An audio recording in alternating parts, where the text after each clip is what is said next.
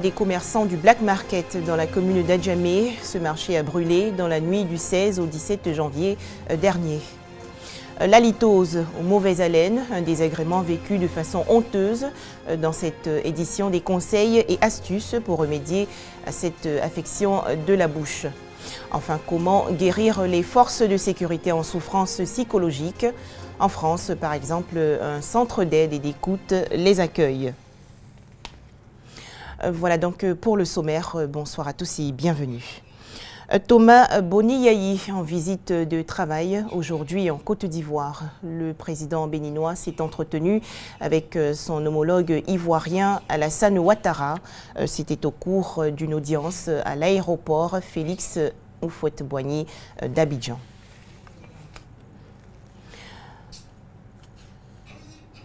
Drame dans la commune d'Adjamé, le Black Market a été dévasté par des flammes. L'incendie s'est déroulé dans la nuit du 16 au 17 janvier dernier. Bilan d'importants dégâts matériels estimés à plus de 30 millions de francs CFA. Aucune perte en vie humaine n'est à déplorer. Un court-circuit serait à l'origine du sinistre. Les détails avec Koné Pargassoro. Tout ça là, des colis comme tout est gâté.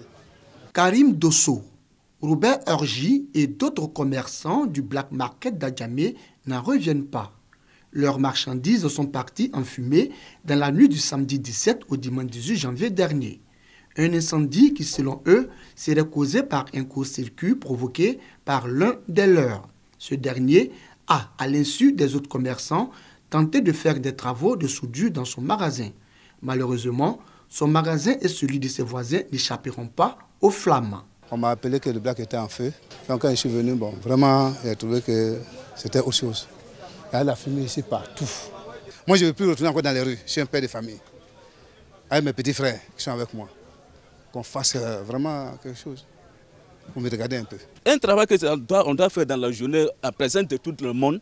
En cas de problème comme ça, tout le monde va se mettre des mains puis s'arrêter. Tu fais ça la nuit, ça c'est ma vie.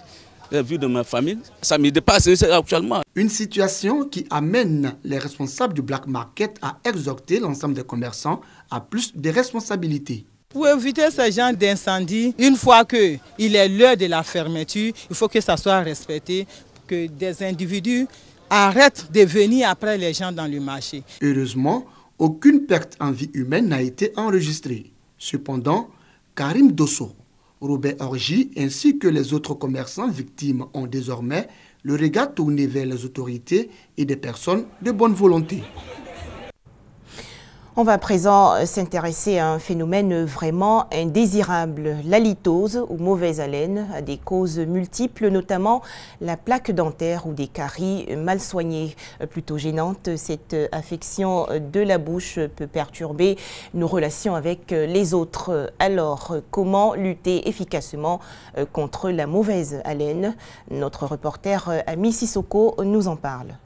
La mauvaise haleine, également appelée halitose, reste tabou, au point qu'on ose rarement en parler. Sincèrement, moi je n'ai pas de mauvaise haleine. Il y a des amis qui ont la mauvaise haleine. Quand tu es assis en classe, ils viennent te saluer déjà même ces odeurs. C'est désagréable, mais au fait, tu ne peux pas les diper, c'est beaucoup vexant. Si tu as un bonbon en poche, tu enlèves le bonbon, tiens, il faut sucer. J'étais à l'église un dimanche. Et ma voisine, chaque fois qu'elle me posait une question qu'elle voulait donner une réponse, vraiment je ne pouvais pas la regarder pour répondre. L'odeur qui sortait vraiment de sa bouche là n'était pas agréable. J'essaie de voir si ce sont ses dents qui sont peut-être noires ou bien tartrées, mais j'ai vu que finalement ses dents étaient bien blanches. Cocody, centre de consultation et de traitement odontostomatologique. Cicitos. Ici, sur 100 patients, 30 souffrent d'une mauvaise haleine ou mauvaise odeur de la bouche. Nous recevons beaucoup de patients souffrant de la mauvaise haleine. Certains savent qu'ils souffrent de mauvaise haleine. Par contre, certains peuvent souffrir de mauvaise haleine et ne pas le savoir. Et c'est quand le chirurgien dentiste le reçoit qu'il va le sensibiliser sur l'état de sa bouche et lui expliquer tout ce qu'il faut faire. La mauvaise haleine peut révéler une maladie selon les spécialistes. Elle est très souvent pénible pour la personne qui en souffre ainsi que pour son entourage. La bouche comporte des dents. Voyez-vous ? Ces dents peuvent être source de mauvaise haleine s'il y a une mauvaise hygiène ou s'il y a des dents qui sont abîmées, qui retiennent des débris. Mais en même temps, la bouche, c'est un carrefour dans lequel aboutissent ce qu'on appelle les voies digestives. Donc, même si vous avez des dents très propres, que vous avez des problèmes par exemple d'ulcères ou de digestion difficile et tout, ben, les gaz qui sont issus de cette digestion vont remonter à la bouche et on va percevoir la mauvaise odeur. Vous avez certains médicaments. Vous avez par exemple l'alcool. Il y a beaucoup de causes qu'il faut savoir rechercher pour pouvoir avoir le bon traitement. Pour éviter la mauvaise haleine, Agathe, comme bien d'autres patients, consulte les dentistes. Je viens chez le dentiste pour l'entretien de mes dents, pour avoir une bonne haleine, pour ne pas que on me dise que je n'ai pas une bonne haleine. Depuis tout le temps, personne n'a envie quand même d'avoir une mauvaise haleine. Hein. Oui, ça c'est sûr. Je suppose ça mal chez mes semblables. Bon, je fais l'effort aussi pour entretenir ma bouche. Mes petits-enfants me disent toujours, on dit de nous brosser le matin, de nous brosser quand on a fini de manger. Bon, quand on fait ça, c'est sûr que la mauvaise haleine s'éloigne de nous. Hein. Avoir une mauvaise haleine n'est pas une fatalité. En dehors du brossage régulier des dents, il existe plusieurs solutions pour venir à bout d'une haleine fétide. Tant qu'on n'a pas éliminé les dépôts qui sont sur les dents, la personne risque de continuer à avoir la mauvaise haleine. Tout chirurgien dentiste peut traiter la mauvaise haleine, mais il y a des services spécialisés. Quand c'est un problème qui devient trop grave, il faut voir le service de parodontie dans lequel je suis. En ce cas, on fait des traitements plus poussés jusqu'en dessous de la gencive pour éliminer tous les dépôts qui sont sur les dents. Et quand on a fini ce traitement au niveau de la bouche et que la mauvaise haleine persiste, il faut que le patient aille voir le médecin généraliste pour rechercher s'il ne souffre pas d'un diabète, des problèmes digestifs, des problèmes pulmonaires, des problèmes au niveau du nez. Retrouver une bonne haleine est donc possible. Consulter au moins 2 fois par an le chirurgien dentiste permet de retrouver le sourire. Du matériel médical offert à la Fondation d'appui pour le développement durable et économique de Mankono dans le centre-nord du pays. C'est une initiative d'opérateurs économiques turcs. Ce don, estimé à plus de 80 millions de francs CFA, est destiné aux personnes vivant avec un handicap. La remise de ces équipements médicaux s'est tenue récemment à la Caisse nationale de prévoyance sociale dans la commune du Plateau. Un reportage de Koné Pargassoro.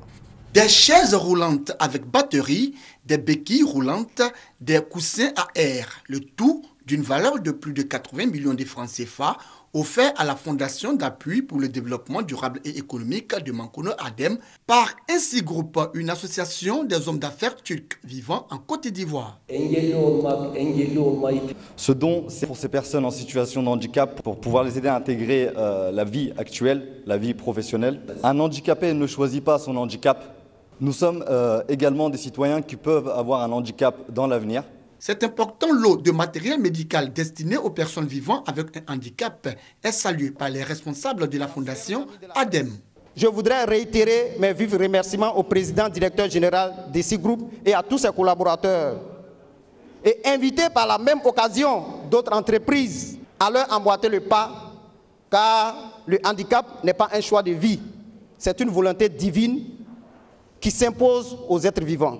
Plus de 2000 patients, dont 1672 cas de hernie, 463 cas opérés de la cataracte et 430 poches de sang collectées mises à la disposition de la Direction nationale des transfusions sanguines. Ce sont des actions menées par la Fondation d'appui pour le développement durable et économique de Mankono pour le bien-être des populations.